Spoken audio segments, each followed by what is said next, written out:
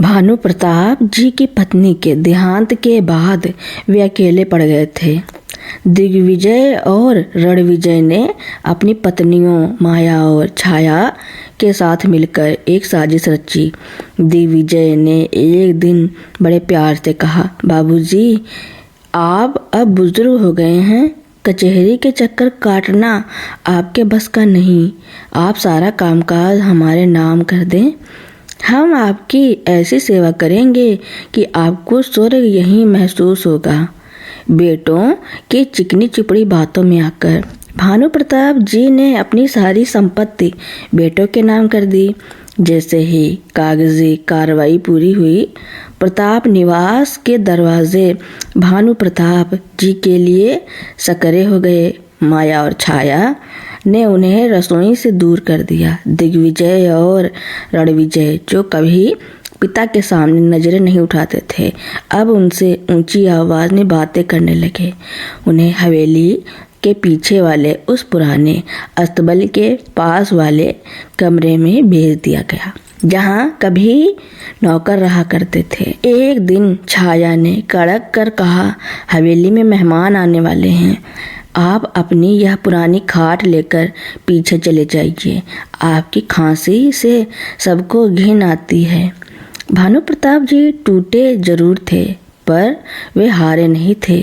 उन्होंने देखा कि उनके बेटे उस हवेली को बेचकर शहर में ऐशो आराम की जिंदगी बसाना चाहते हैं। एक दोपहर जब दोनों बेटे हवेली का सौदा करने के लिए खरीदार बुलाकर लाए थे, भानु प्रताप जी अचानक वहां पहुंच गए। दिग्विजय चिल्लाया, आप यहाँ क्या कर रहे हैं? आप जाइए अपने कमरे में, यह हवेली अब हमारी है। तभी वहां शहर के तहसीलदार और पुलिस बल के साथ भानु प्रताप जी के वकील दाखिल हुए। वकील ने कागजात लहराते हुए कहा, दिग्विजय जी रुक जाइए। ठाकुर भानु प्रताप जी ने रिवोकेशन ऑफ गिफ्ट डीड की अर्जी दी थी, जिसे प्रशासन ने मंजूरी कर लिया है। कानून के अनुसार अगर बच्चे संपत्ति लेने के बाद माता पिता की बुनियादी ज़रूरतों का ख्याल नहीं रखते, तो वह संपत्ति वापस माता पिता को मिल जाती है। तहसीलदार ने कड़े स्वर में कहा, दिग्विजय और रणविजय, आप दोनों ने अपने पिता को प्रताड़ित किया है। इस वक्त इस हवेली की एक एक ईंट वापस ठाकुर भानु प्रताप की है। आप चारों अभी के अभी यह घर खाली कर दें। माया और छाया के पैरों तले जमीन खिसक गई। वे माफी मांगने लगी, पर भानु प्रताप जी ने हाथ उठा लिया। उन्होंने कहा, जिस बेटे ने बाप के सिर की छत छीनने की कोशिश की, उसे सिर झुकाकर रहने का हक नहीं। यह हवेली अब गांव की बेटियों का स्कूल बनेगी। हवेली से बाहर निकलने का आदेश मिलते ही सन्नाटा छा गया। दिग्विजय और रणविजय की आंखों में वह घमंड अब मलबे की तरह ढह चुका था। दिग्विजय और रणविजय अपना सामान लेकर हवेली के बड़े लोहे के गेट के बाहर खड़े थे।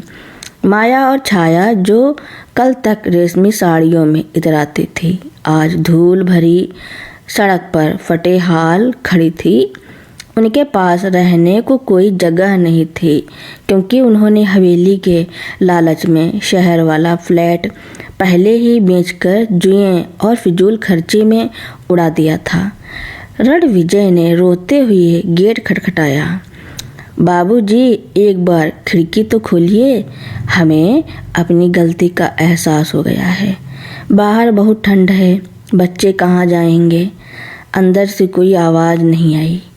भानु प्रताप सिंह ने उस रात हवेली की सारी लाइटें बंद कर दी, सिवाय उस एक दिए के जो उनकी पत्नी की तस्वीर के सामने जल रहा था।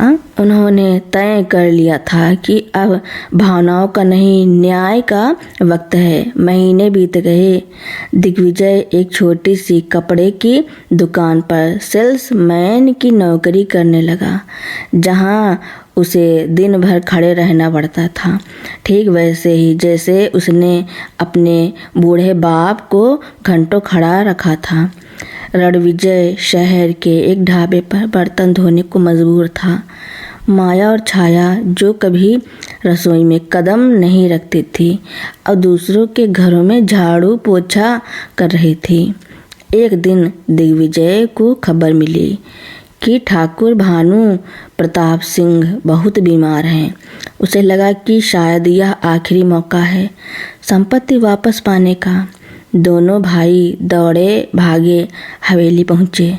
उन्हें लगा कि मरते वक्त बाप का दिल पसीज जाएगा और वह सब कुछ उनके नाम कर देंगे। जब वे कमरे में पहुँचे तो वहाँ जिलाधिकारी और गांव के सरपंच बैठे थे। भानु प्रताप जी बिस्तर पर लेटे थे। उनके चेहरे पर एक अजीब सा सुकून था। दिग्विजय रोने का नाटक करते हुए उनके पैरों में गिर गया। बाबूजी, हमें माफ़ कर दीजिए, हम आपकी सेवा करना चाहते हैं। भानु प्रताप जी ने धीमी आवाज़ में कहा, देर कर दी बेटा, सेवा शरीर की नहीं आत्मा की होती है। वकील साहब, आखिरी कागजात पढ़िए। वकील ने पढ़ना शुरू किया। ठाकुर भानु प्रताप सिंह अपनी पूरी संपत्ति का ट्रस्टी गांव की महिला पंचायत को नियुक्त करते हैं। दिग्विजय और रणविजय को इस संपत्ति से एक पाई भी नहीं मिलेगी। लेकिन सबके कान खड़े हो गए। वकील आगे बोला, लेकिन यदि ये दोनों भाई अगले 5 साल तक इसी गांव की सड़कों की सफाई करेंगे और बुजुर्गों की सेवा करेंगे तो ट्रस्ट इन्हें रहने के लिए हवेली के पीछे वाला वही अस्तबल वाला कमरा दे सकता है जहां इन्होंने अपने पिता को रखा था। खाना इन्हें तभी मिलेगा जब ये श्रम करेंगे। दिग्विजय और रणविजय के पास कोई चारा नहीं था। इस हवेली के वे मालिक बनना चाहते थे। आज उसी की धूल झाड़ने का काम उन्हें मिला। गांव वाले देखते कि कल के बड़े जमींदार आज नंगे पैर सड़कों पर झाड़ू लगा रहे हैं। भानु प्रताप जी का स्वास्थ्य धीरे धीरे ठीक होने लगा। उन्होंने अपना जीवन उन बच्चों को समर्पित कर दिया जिन्हें दुनिया ने छोड़ दिया था। हवेली अब प्रताप शिक्षा निकेतन बन चुकी थी। एक शाम भानु प्रताप जी बरामदे में बैठे चाय पी रहे थे। उन्होंने देखा कि दूर सड़क पर दिग्विजय और रणविजय एक बुजुर्ग को सहारा देकर सड़क पार करा रहे हैं। उनकी आंखों में अब लालच नहीं बल्कि एक थका हुआ पश्चाताप था। भानु प्रताप जी ने लंबी सांस ली और मुस्कुराए। उन्होंने सिर्फ अपनी संपत्ति वापस नहीं ली थी, उन्होंने अपने बेटों के भीतर मरे हुए इंसान को दोबारा जिंदा कर लिया था। यही एक पिता की सबसे बड़ी और आखिरी जीत थी। 5 साल बीत चुके थे। प्रताप निवास अब केवल एक हवेली नहीं बल्कि न्याय और सेवा का एक जीवंत प्रतीक बन चुकी थी। लेकिन कहानी में अभी एक ऐसा मोड़ आना बाकी था जिसने दिग्विजय और रणविजय की आत्मा को पूरी तरह झकझोर कर रख दिया। 5 साल का वह समय पूरा होने वाला था जो भानु प्रताप जी ने बेटों के लिए प्रायश्चित काल के रूप में तय किया था। दिग्विजय और रणविजय ने इन सालों में वह सब सहा जो उन्होंने कभी अपने पिता को दिया था। अपमान, कड़ी मेहनत और अभाव। उनकी पत्नियां माया और छाया भी अब बदल चुकी थी। घमंड की जगह अब उनके चेहरों पर मेहनत की लकीरें थी। तभी एक सुबह पूरे गांव में ढोल पिटवाया गया। भानु प्रताप जी ने अपनी अंतिम सभा बुलाई थी। सबको लगा कि आज वसीयत में कोई बड़ा बदलाव होगा। हवेली के उसी बड़े आंगन में जहाँ कभी बंटवारे की गालियाँ गूंजी थी, आज पूरा गांव इकट्ठा था। भानु प्रताप जी एक ऊंचे आसन पर बैठे थे। दिग्विजय और रणविजय फटे हुए कपड़ों में हाथ जोड़े सबके पीछे खड़े थे। भानु प्रताप जी ने वकील साहब को इशारा किया। वकील साहब ने एक सीलबंद लिफाफा निकाला और पढ़ना शुरू किया। मेरे बेटो, तुमने 5 साल तक सड़क की धूल छानी है, तुमने दूसरों की सेवा की है। आज मैं तुम्हें तुम्हारी संपत्ति वापस नहीं कर रहा हूँ, बल्कि तुम्हें एक कर्ज चुकाने का मौका दे रहा हूँ। मैंने अपनी संपत्ति का एक गुप्त हिस्सा, शहर वाली पुरानी जमीन जो करोड़ों की है, तुम दोनों के नाम सुरक्षित रखी थी। दिग्विजय और रणविजय की आंखों में चमक नहीं बल्कि डर आया। क्या वे फिर से उसी दलदल में गिर जाएंगे? वकील आगे बोला, लेकिन यह संपत्ति तुम्हें तब मिलेगी जब तुम आज इस भरे समाज में अपनी पत्नियों के साथ मिलकर उन बुजुर्गों के पैर धोओगे जिन्हें तुमने कभी बेसहारा कहा था। और सबसे बड़ी बात, तुम्हें यह लिखित शपथ देनी होगी कि तुम अगले 10 साल तक इसी शांति सदन के रसोइये और सफाई कर्मचारी के रूप में बिना किसी वेतन के काम करोगे। दिग्विजय आगे बढ़ा। उसकी आंखों से आंसू गिर रहे थे। वह दौड़कर भानु प्रताप जी के पैरों में गिर पड़ा और दहाड़े मारकर रोने लगा। दिग्विजय बोला, बाबूजी, हमें वह करोड़ों की जमीन नहीं चाहिए, हमें वह पैसा नहीं चाहिए जिसने हमें अंधा कर दिया था। इन 5 सालों में हमने जाना कि सुकून 2 वक्त की रोटी और अपनों के साथ में है। हमें बस इस हवेली के एक कोने में रहने की जगह दे दीजिए ताकि हम आपके चरणों की सेवा कर सके। वह जमीन आप अनाथालय के नाम कर दीजिए। रणविजय भी घुटनों के बल बैठ गया। माया और छाया ने भी सिर झुका लिया। यह वह पल था जब भानु प्रताप जी की आंखों में पहली बार खुशी के आंसू आए। उन्होंने अपने दोनों बेटों को उठाकर गले लगा लिया। भानु प्रताप जी ने मुस्कुराते हुए कहा, आज मेरा वनवास और तुम्हारी वसीयत दोनों पूरे हुए। मुझे संपत्ति वापस नहीं चाहिए थी, मुझे मेरे बेटे वापस चाहिए थे, और आज मुझे मेरे बेटे मिल गए। भानु प्रताप जी ने वह करोड़ों की जमीन भी ट्रस्ट को दान कर दी, लेकिन उन्होंने अपने बेटों को प्रताप निवास का मुख्य संरक्षक नियुक्त किया। अब दिग्विजय और रणविजय मालिक बनकर नहीं बल्कि सेवक बनकर उस घर को संभाल रहे थे। हवेली के गेट पर अब एक पत्थर की पट्टिका लगी थी जिस पर लिखा था, विरासत कागजों से नहीं कर्मों से तय होती है। यहाँ रहने वाला हर बुजुर्ग मालिक है और हर जवान उनका सेवक। शाम की आरती की घंटी बजी।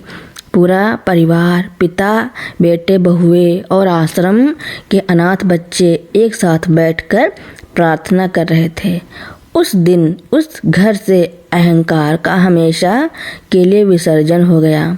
शांति सदन में सब कुछ ठीक चल रहा था, लेकिन नियति ने अभी एक आखिरी और सबसे कठिन परीक्षा दिग्विजय और रणविजय के सामने रख दी थी।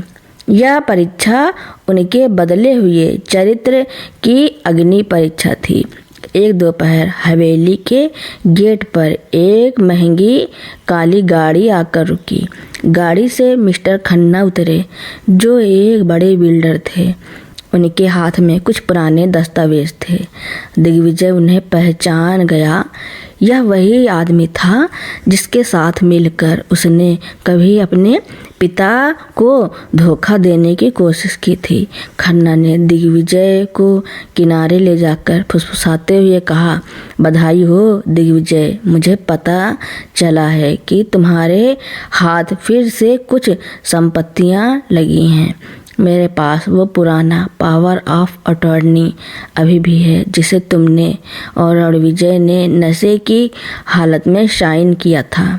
अगर हम थोड़ा हेर फेर करें तो यह पूरी हवेली और अनाथालय की जमीन हम सरकार से वापस छीन सकते हैं। तुम बस मेरा साथ दो, मैं तुम्हें शहर में एक आलीशान बंगला और पुरानी ऐशो आराम वाली जिंदगी वापस दे दूंगा। दिग्विजय के मन में एक पल के लिए पुरानी यादें कौंधी। शहर की चकाचौंध, महंगी गाड़ियां और रुतबा। रणविजय भी पास खड़ा यह सब सुन रहा था। खन्ना ने लालच भरा दांव फेंका था। एक तरफ वही पुरानी विलासिता थी और दूसरी तरफ धूल, मेहनत और सेवा वाली जिंदगी। रणविजय ने दिग्विजय की तरफ देखा। खन्ना मुस्कुराया। सोच लो, बुढ़ा अब ज़्यादा दिन का मेहमान नहीं है।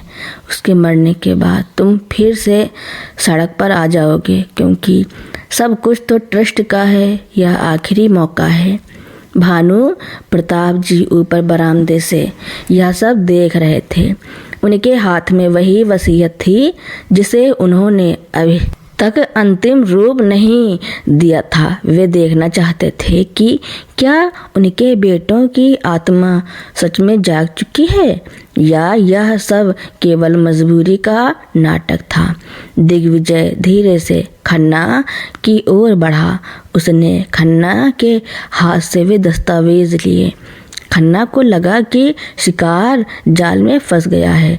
दिग्विजय ने उन कागजों को गौर से देखा और फिर चें चें करके उन कागजों के टुकड़े टुकड़े कर दिए।